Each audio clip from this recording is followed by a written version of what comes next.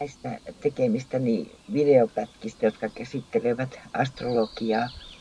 Ja sitä palautetta saa lähettää edelleenkin siitä ennen kaikkea, että mitä haluaisi täydennystä, mitä ei ymmärrä.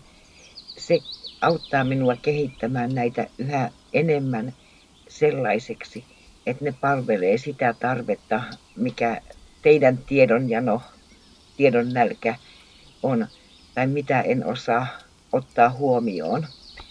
Tässä kun yksin tekee, niin sitä vähän pyörii siinä omassa kuplassaan.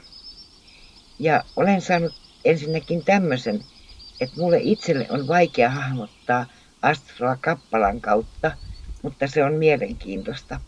Ja yritän tässä nyt pikkusen hahmottaa sitä kappalaa tavallaan suhteessa ihan tuohon perinteiseen astrologiseen karttaan, miten sitä voi ikään kuin nähdä näitä pääasioita astrologiasta.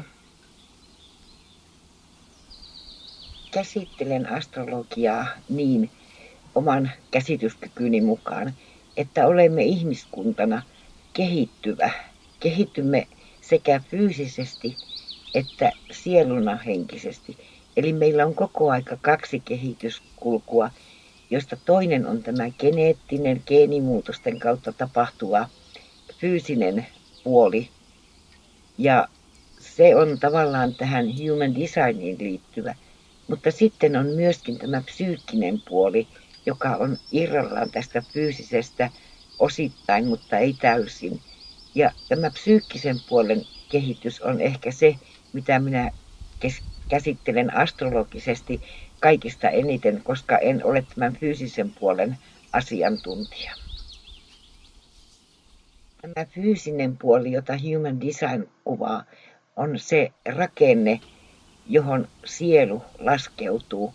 Ja se tavallaan mahdollistaa, mitkä kanavat on käytössä, mihin valmiuksiin fyysinen keho on valmis. Mahdollistaa sen, minkälainen sielu voi parhaan mukaan toimia siinä kehossa. Tämä Human Design pystyy tekemään tuolla netissä ja saa kaiken näköisiä päätelmiä siitä sitten, että minkälainen on. Mutta niin kuin sanoin, minä en ole tämän fyysisen puolen asiantuntija, vaan käsittelen näissä omissa astrologisissa jutuissa enemmänkin tätä meidän psyykkistä puolta sekä sielun kiertoa. Sielun kierron mukaan meillä aina on läsnä periaatteessa 3 elämää. On se aikaisempi elämä, josta tuomme valmiuksia tai haasteita siihen elämään, minkä koemme tässä hetkessä nyt. Ja se, mitä tässä hetkessä nyt saavutamme Neptunustasolle, ymmärryksen tasolle, niin on pääasiassa se, mitä siirrämme seuraavaan elämään. Mutta myös ne meidän fyysiset valmiudet, tiedolliset valmiudet tavalla tai toisella periytyvät sieltä aikaisemmasta elämästä, mutta ne pitää aina päivittää siihen elämään, missä elämme.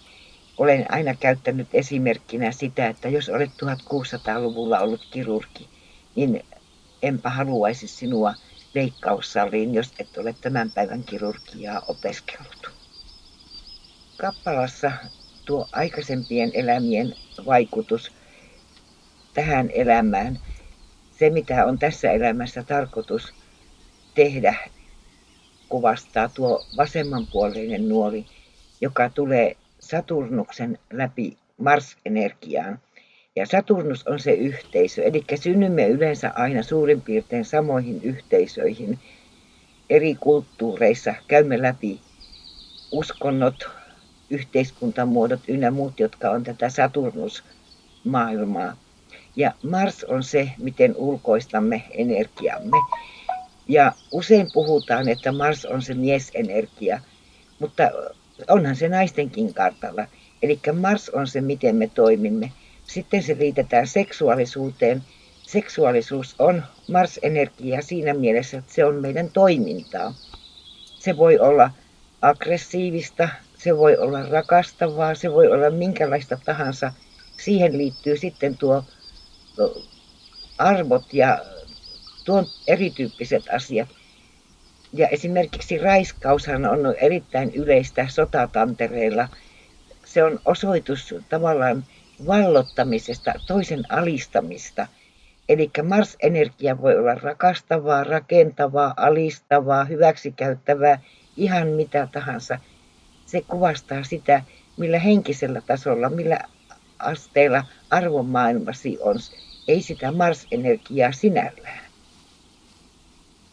Se, miten Mars toimii kartallasi, näkyy Mars-planeetan välisinä aspekteina sekä huonesijaintina. Sielun suunnitelmaa tehtäessä otetaan ikään kuin ymmärrys aikaisempien elämien vaikutuksesta oman toiminnan suhteen ja tehdään niistä analyysi, joka tuossa on suomennettu tuomioksi. Ja katsotaan sitten se, mihin on tarkoitus ikään kuin kehittyä. Ja sitten synnytään siihen yhteisöön, missä tämä voidaan toteuttaa.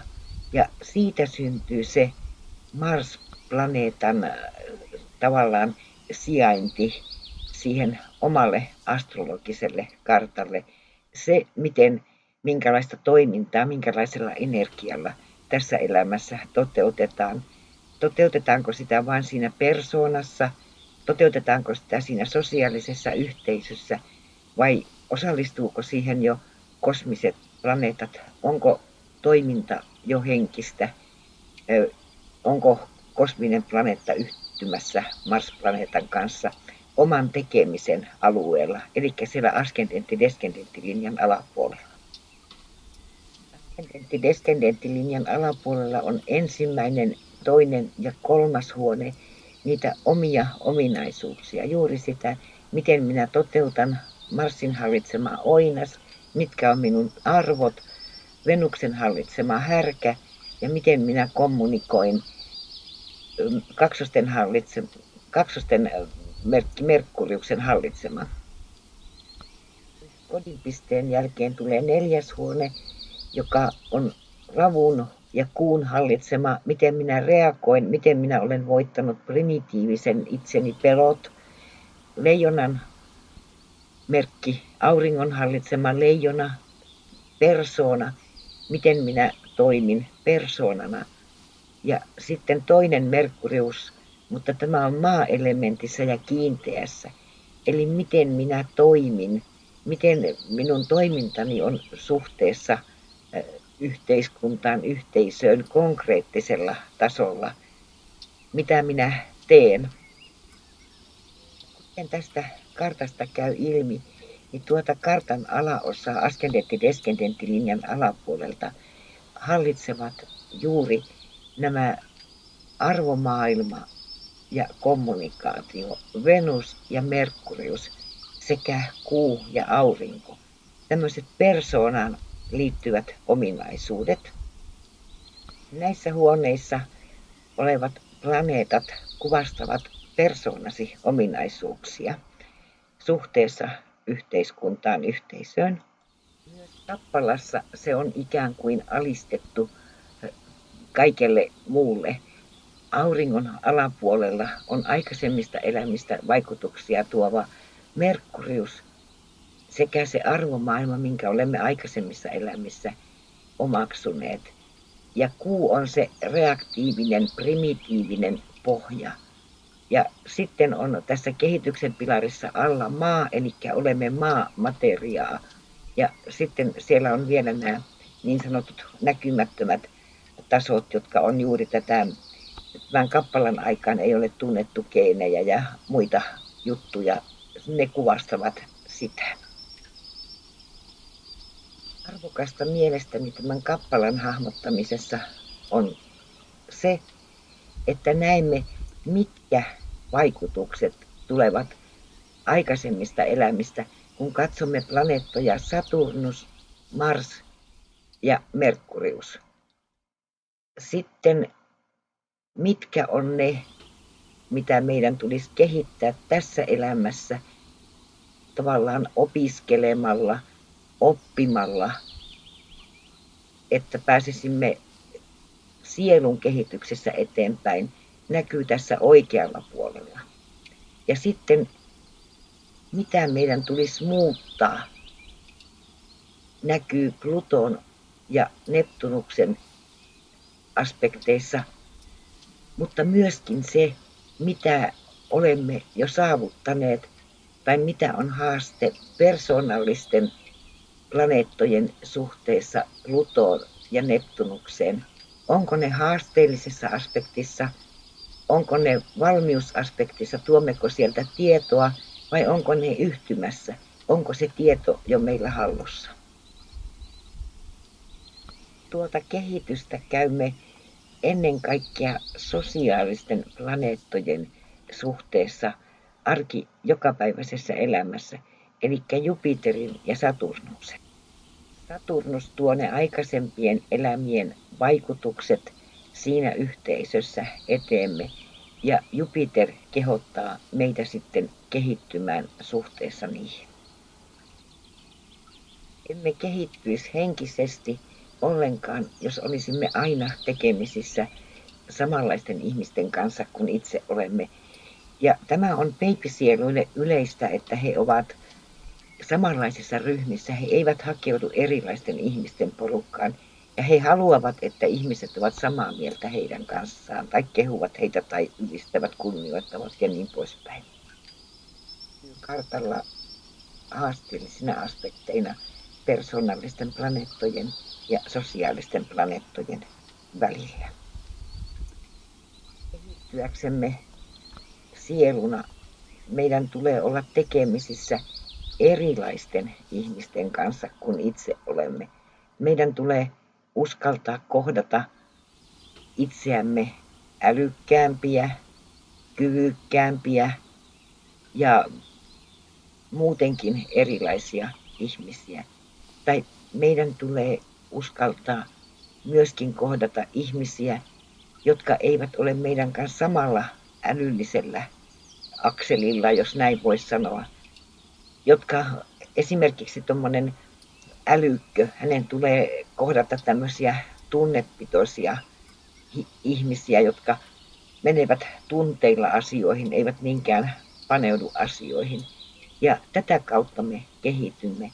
Ja tästä syystä esimerkiksi olen monesti kehottanut astrologiaan perehtymään niin, että ottaa tämmöisiä äärimmäisiä tapauksia, niin kuin itse olen käsitellyt, milloin mitäkin äärimmäistä sairautta tai luonteenpiirrettä, ominaisuutta ja vastaavaa.